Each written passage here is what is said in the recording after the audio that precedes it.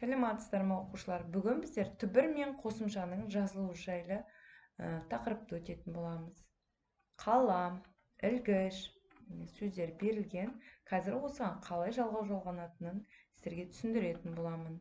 Түбір сөздің соңғы буыны жуан болса, оған жалғанатын қосымшалар да жуан болады. Міне, түбірі адам. Түбір дегенде білеміз, сөздің одан әрі бөлінбейтін бөлігі. Енді осыған дар, дың деген қосымшалар жуан болып жалғанады. Себебі түбір сөздің соңғы буыны міне дам дегендегі а жуан әріп. Енді түбір сөздің соңғы буыны жіңішке болса, оған жалғанатын қосымшалар да жіңішке болады. Суретшілер, яғни сурет дегендегі ретте әрпі жіңішке, соған байланысты ары қарай қосымшалар да жіңішке жалғанып тұр. Енді міне қалам. Жалғау жалғайық. Қаламға, қаламдар, міне барлығы да жуан жалғанады. Ілгіш, ілгішке іл, мысалы, ке, және ілгіштер, барлығы да жіңішке жалғанады. Енді мәтінді мұқият тыңдайық, және де осыда қарамен жазылған сөздерге жалғанған қосымшаны қазір жуан жалғанды ма, жіңішке жалғанды ма ажырататын боламыз. Бірде Витяның ағасына досы келеді. Ол бір күрсініп алып, малақайын лақтырып жіберіп, бір күнімді жоғалтып алдым дейді. Досы кеткеннен Витя ағасынан, күнді жоғалтып алу мүмкін бе? Олар бір-бірінен аумайды ғой деп таңданады. Уақыт мөлшеріне қарай күндердің бәрі бірдей, бірақ олар бір-бірінен жасалған істер және тындырылған әрекетке байланысты ерекшеленеді деп жауап бере отырып ағасы ары қарай жалғастырады. Адам баласының пайдалы іс жасамаған немесе көп білуге қажетті ешқандай әрекеттенбеген күні болса, онда ол бос өткен, жоғалып, жоқ санатында есептелетін күн деп аталады. Сол күннен бастап Витя ұйықтар алдында бұл күні жасаған істері, білген мағлұматтар жайында үнемі айтатын болды. Сол әңгіменің соңында бұл күнім босқа өткен жоқ па, мен оны жоғалтып алған жоқпын ба деп сұрайтын болды.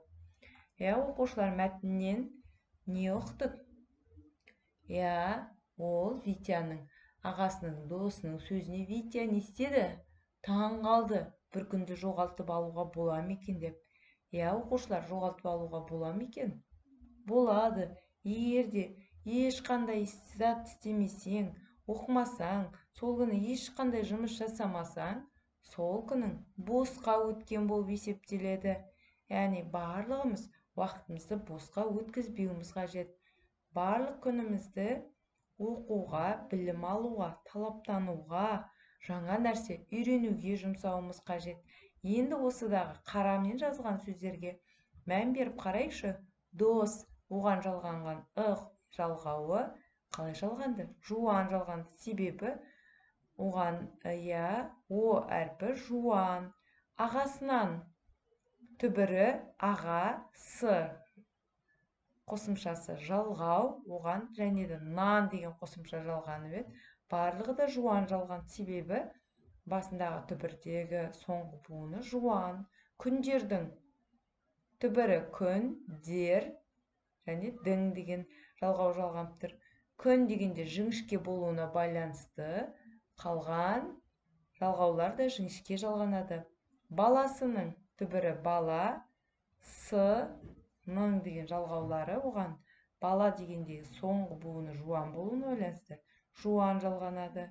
Әңгіменің түбірі әңгіме, нің дейтін жалғау жіңішке болуына байланысты, әңгіме дегендегі медегі әрпі жіңішке болуына байланысты, нің деген яғни септік жалғауы да жіңішке жалғанып тұр. Енді оқушылар, 31-ші жаттығуды орындап, оқедусқа саласыздар. Көп нүктенің орнына тиісті сөздерді қойып, сөйлем құрап жазасыздар. Жақсы оқушылар, сау болыңыздар.